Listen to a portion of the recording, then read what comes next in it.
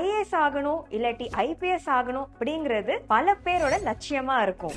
ஏன்னா இது Indian civil சர்வீசஸ்ல இருக்கிறதுலே பிரஸ்டீஜியஸான பொசிஷன். யூபிஎஸ்சி நடத்துற சிவில் சர்வீசஸ் எக்ஸாம்ஸ் ப்ரிப்பேர் பண்றதுக்காக உங்களோட காலேஜ் டேஸ் இல்ல ஒர்க்கிங் ஹவர்ஸ் இல்ல ஹவுஸ் ஹோல்ட் ஒர்க் உங்களுக்கு தடையா இருக்கா? இனிமேல் அந்த தடை இருக்காது.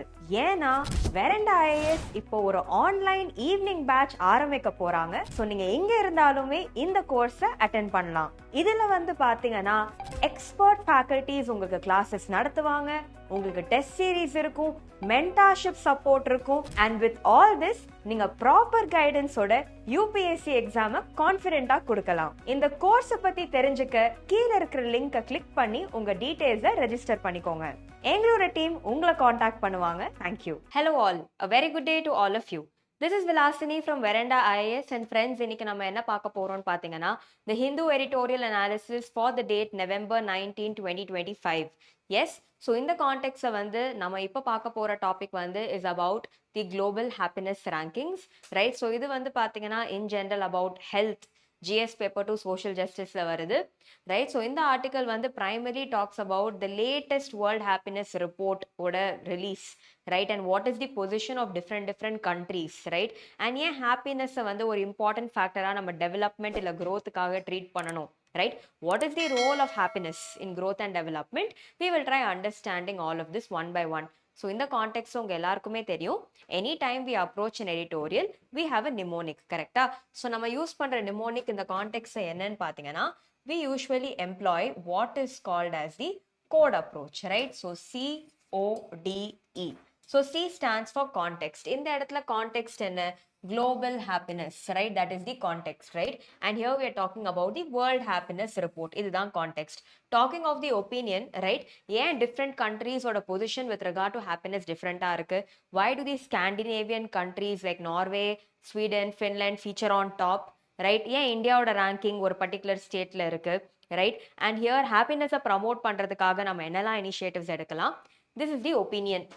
Next, talking of data, right? நிறைய டேட்டா இங்க இருக்கு. ஃபார் எக்ஸாம்பிள் நம்பர் 1 பாத்தீங்கன்னா வேர்ல்ட் ஹாப்பினஸ் ரிப்போர்ட் 2025ல பாத்தீங்கன்னா what they have said is places like Finland, Denmark, Iceland are on the top. இந்தியாவோட ஸ்கோர் பாத்தீங்கன்னா 4.389 out of 10, right? And here பாத்தீங்கன்னா ranking averaging 124 over the years. பாகிஸ்தானுக்கு 109. So here it shows that there is a contrast. So here what is happy, what is happier, right? So இது எல்லாமே இங்க கொடுத்திருக்காங்க, which we will try to understand in this particular article. Okay, next one talking about takeaways பத்தி பேசும்போது, right? Why are some countries more happier than the others, right? Over here பாத்தீங்கன்னா what is the notion of happiness, and இதே கான்டெக்ட்ல பாத்தீங்கன்னா right, GDP per capita and happiness ஓட compare பண்ணும்போது what are the implications, right? Also with regard to நம்ம GDP per capitaவே பாத்தீங்கன்னா it is linked to factors like life expectancy, etc. இப்போ நம்ம happiness ஓட compare பண்ணும்போது we're talking about freedom, free from corruption, generosity, etc. right? அதே மாதிரி பாத்தீங்கன்னா different countries ஓட growth and progress எப்படி இருக்கு, இந்தியால what are some challenges especially digital eraல, right? At the same time பாத்தீங்கன்னா different countries-க்கு what are some factors which influence happiness.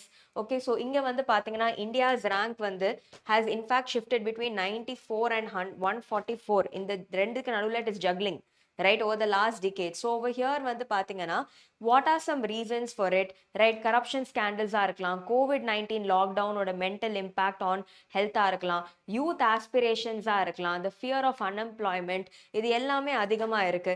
அதே மாதிரி ஃபின்லாண்ட்ல why are people more happy, why is there more public trust over there, right? So என்ன சொல்றாங்கன்னா ஃபின்லாண்ட்ல ஒரு wallet தொலைஞ்சிட்டாலுமே, right, like someone's purse is lost, people ஓட mind set எப்படி இருக்குன்னா we will get it back, but Indiaல we are not able to say the same, correct? So இது எல்லாமே are factors which influence, right?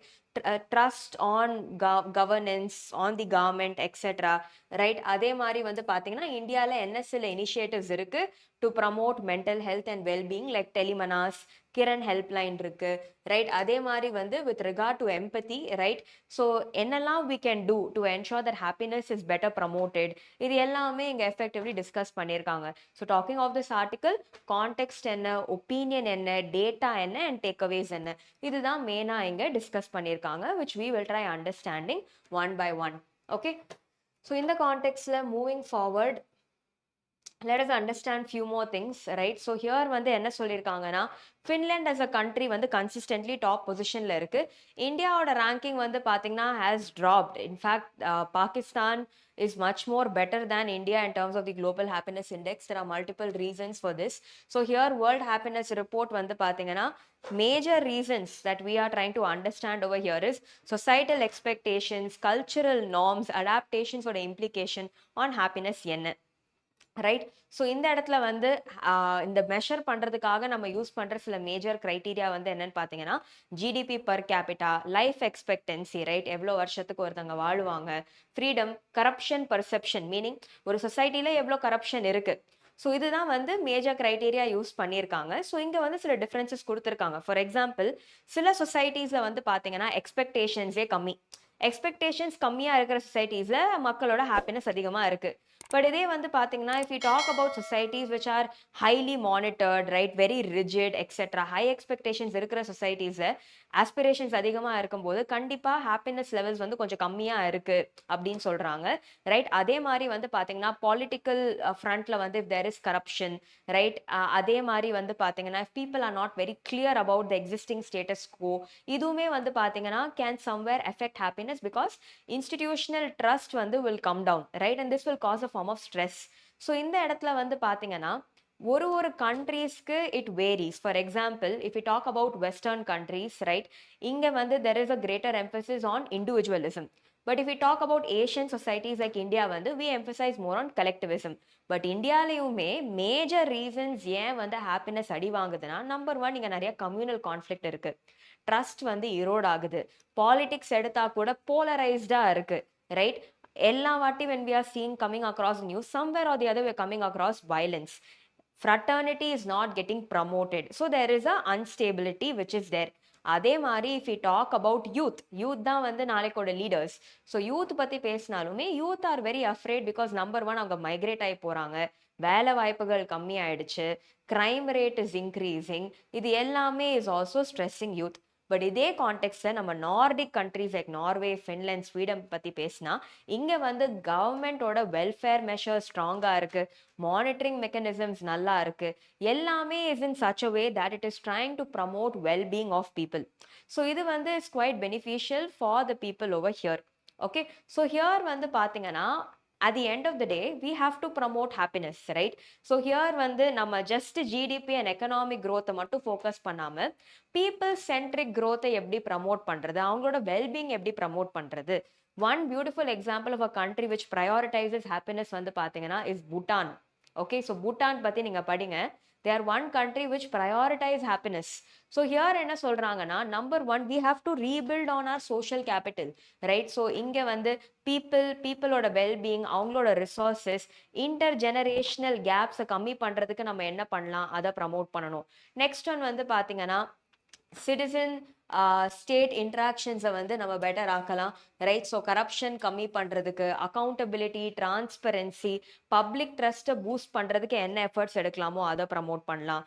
Next one வந்து இண்டிவிஜுவல்ஸோட mental health. இப்போ India பொறுத்த வரைக்கும் if you talk about Tamil Nadu, Chennai especially Sneha helpline number இருக்கு for suicide prevention.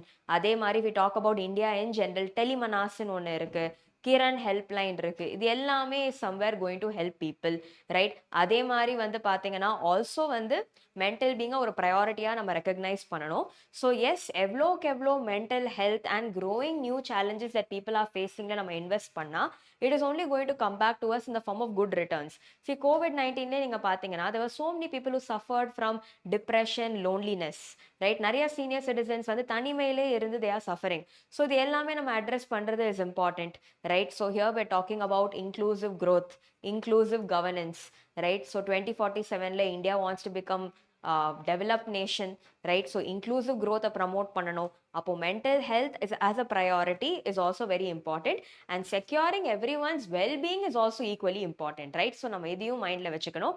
So over here வந்து பாத்தீங்கன்னா இந்தியாவோட ரேங்கிங் கம்மியா இருக்கிறது reflects primarily few things. Number one, youth or aspirations have not been met. Next one, public trust is also eroding. So here corrupt free society promote பண்றது, right? Giving people the right to clean environment, right? Also reduction of violence and crime, well-being and safety of women, the notion of what growth is, right? Youth aspirations meet பண்றது, இது எல்லாமே important. இது எல்லாமே promote பண்ணாதான் people will feel happy, right? Only if people are happy, people are productive இருக்க முடியும். So இதுதான் வந்து the conclusion and the takeaway, right? So I hope this article was useful. This editorial discussion was useful. So in the context of World Happiness Report, இதை பத்தி போய் படிங்க, right? And in the context, try to understand what are the reasons, right? Structural issues for India's ranking to be a bit low on this particular report, right? I hope the discussion was useful. Thank you and all the very best. IAS ஆகணும் இல்லாட்டி IPS ஆகணும் அப்படிங்கிறது பல பேரோட லட்சியமா இருக்கும். ஏன்னா இது Indian civil சர்வீசஸ்ல இருக்கிறதுலே பிரஸ்டீஜியஸான பொசிஷன். யூபிஎஸ்சி நடத்துற சிவில் சர்வீசஸ் எக்ஸாம்ஸ் ப்ரிப்பேர் பண்றதுக்காக உங்களோட காலேஜ் டேஸ் இல்ல ஒர்க்கிங் ஹவர்ஸ் இல்ல ஹவுஸ் ஹோல்ட் ஒர்க் உங்களுக்கு தடையா இருக்கா? இனிமேல் அந்த தடை இருக்காது. ஏன்னா வெரண்டா ஐஏஎஸ் இப்போ ஒரு ஆன்லைன் ஈவினிங் பேட்ச் ஆரம்பிக்க போறாங்க. சோ நீங்க எங்க இருந்தாலுமே இந்த கோர்ஸை அட்டெண்ட் பண்ணலாம். இதுல வந்து பாத்தீங்கன்னா எக்ஸ்பர்ட் ஃபேக்கல்டிஸ் உங்களுக்கு கிளாஸஸ் நடத்துவாங்க, உங்களுக்கு டெஸ்ட் சீரீஸ் இருக்கும், மென்டார்ஷிப் சப்போர்ட் இருக்கும், அண்ட் வித் ஆல் திஸ் நீங்க ப்ராப்பர் கைடன்ஸோட யூபிஎஸ்சி எக்ஸாம கான்ஃபிடென்ட்டா கொடுக்கலாம். இந்த கோர்ஸை பத்தி தெரிஞ்சுக்க கீழே இருக்கிற லிங்கை கிளிக் பண்ணி உங்க டீடைல்ஸை ரெஜிஸ்டர் பண்ணிக்கோங்க. எங்களோட டீம் உங்களை காண்டாக்ட் பண்ணுவாங்க. Thank you. Veranda IAS, where your dream becomes reality.